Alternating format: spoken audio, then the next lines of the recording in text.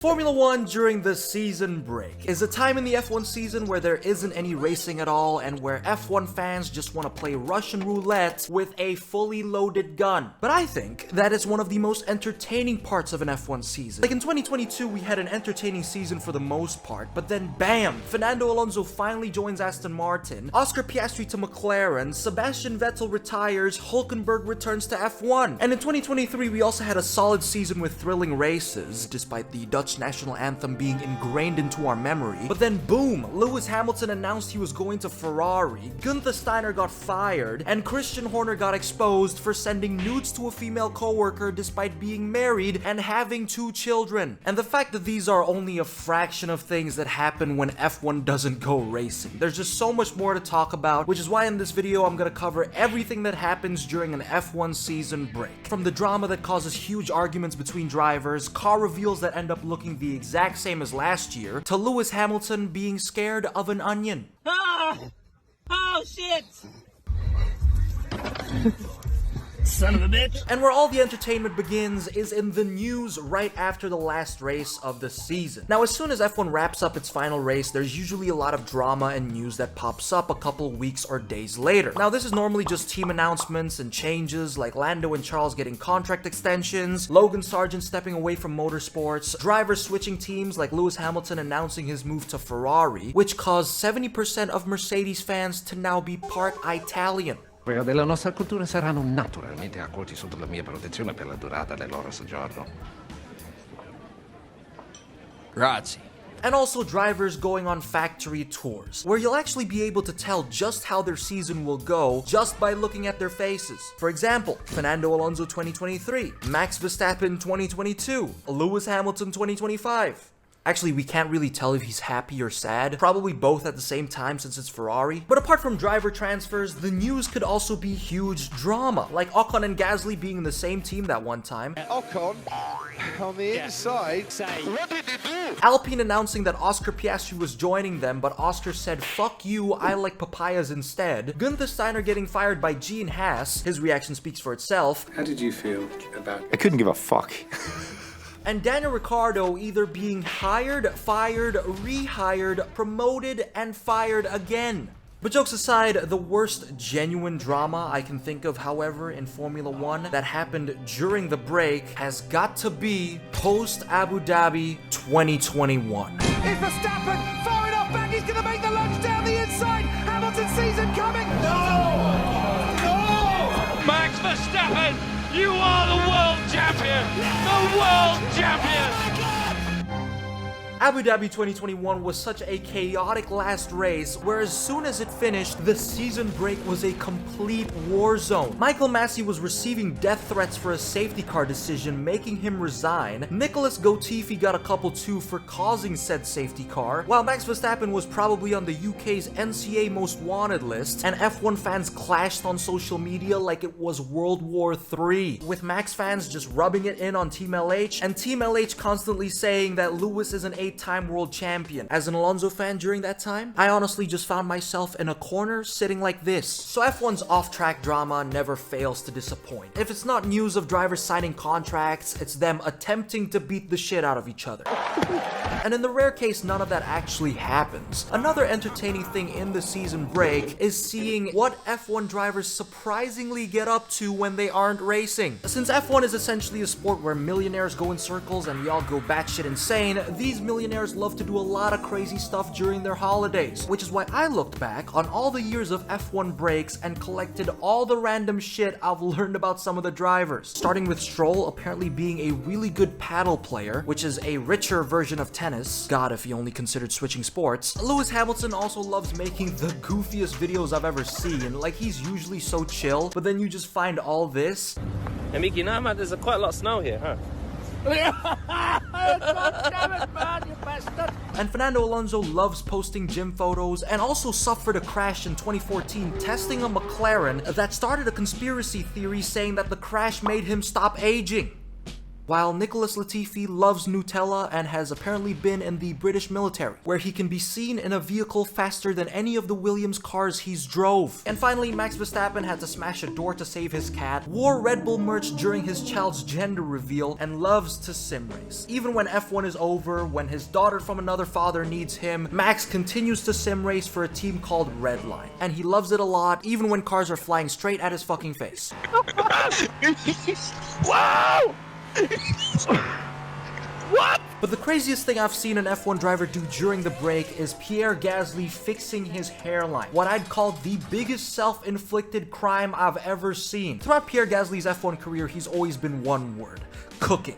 But his hairline has only been cooked. Like, no joke, that shit is further back than prime Daniel Ricciardo's overtakes. But recently in 2025, Pierre went on to fix his hairline. But as soon as he revealed his new hair, I just knew that half of his fan base cried over that. Because holy first day in the US Marine Corps. Now obviously Pierre is gonna look fine eventually, but I can't help but say he looks like he just finished serving a sentence for assault charges on Esteban Ocon. But apart from driver activities, what also happens during the season break is F1 teams launching their new car liveries and team kit designs. A pretty exciting part of the break, especially if your team gets the styles right, and I want to talk about F1 team kits first, aka merch, which have always been kinda meh.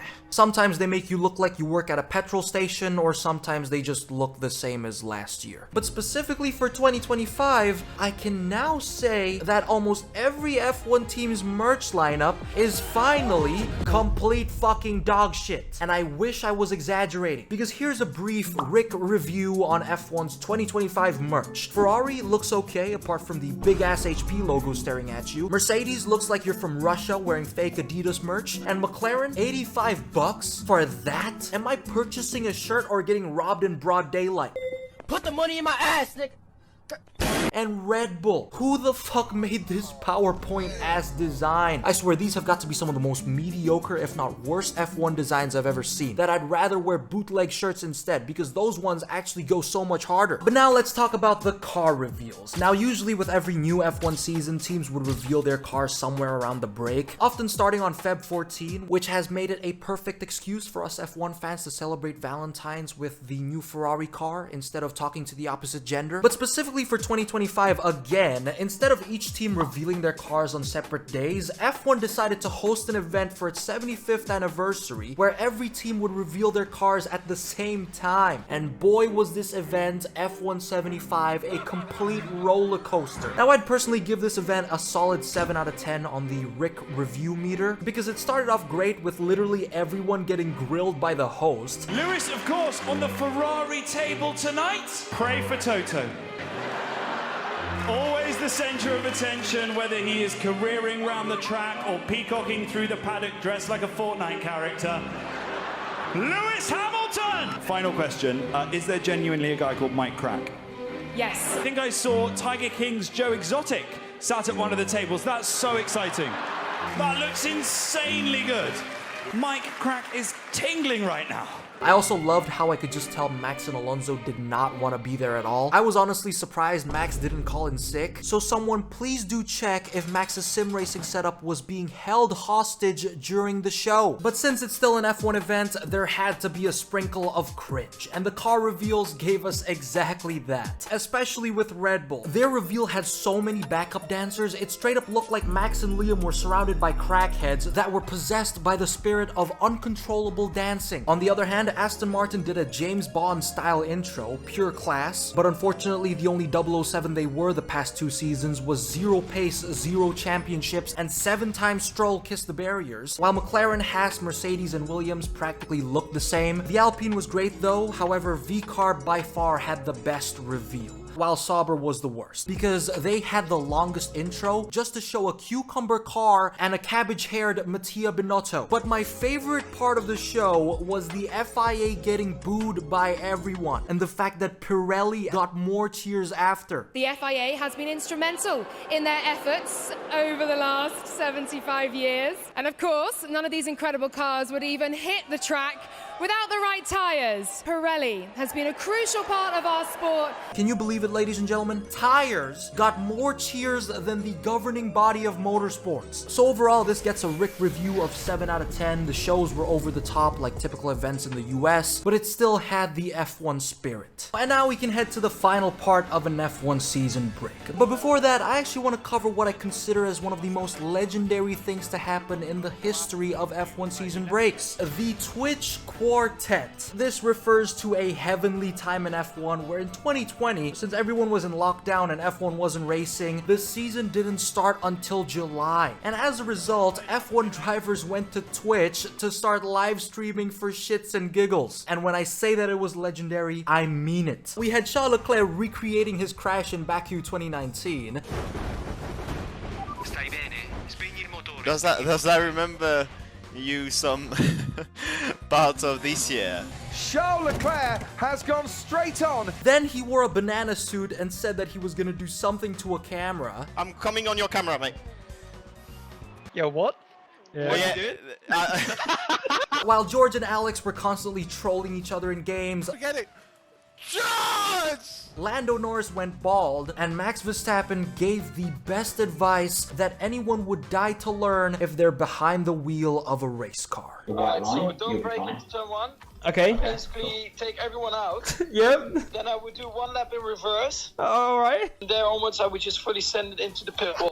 But finally, it's time to talk about the last part of the season break, and if not the most important, F1 testing. Which is why I now present to you F1 preseason testing explained by an idiot. Now, preseason testing is pretty much what it says. It's the final time before an F1 season starts, where F1 drivers test their brand new cars for a few days to get important data. But it's also part of the F1 season where every F1 fan is at the peak of their delusions. Except for Ferrari fans, they're on that shit year-round. Now, the reason why is because each team is simply just running tests, which means different setups for every driver, different track conditions, possibilities of sandbagging where teams hide their car's true speed to avoid attention, therefore no truly accurate data to represent how teams compare to each other. But still, people continue to think that their team is fast the moment one of their drivers sets one fastest lap. Honestly, I don't even blame them at this point though. A lot of us F1 fans have gone through so much pain that sometimes delusion is the only solution, but some people have it so bad that here are some amazing theories that F1 fans were able to cook up just in 2025. Charles Leclerc spun the exact same way as Max and Lewis in testing, hence he will be champion. Carlos Sainz set a fastest lap in testing, hence he could also be champion. Lewis Hamilton has a big ass, hence more downforce, hence will be champion. And finally, parts of the Haas car fell off in testing, which equals to weight saving, which equals to champions. And now, as much as I got a concussion from how deluded these are, I can't criticize them yet because maybe one of these is gonna be right. But aside from my concerns over F1 delusions, to wrap up this video, I actually want to shed light on another one of my important problems with Formula 1, which is what is up with F1 events always having the most out-of-pocket performances. Like, I thought this was mostly a US problem, but in F1 75 we had Brian Tyler have a schizo episode on a DJ mixer for 8 minutes to reveal Alpine's car, while Sauber spent 15 minutes hitting drums to present a car that's slower than a rolling pickle. So F1 teams, next time, let your drivers do more explaining instead of paying people to act like crackheads on stage. Thank you.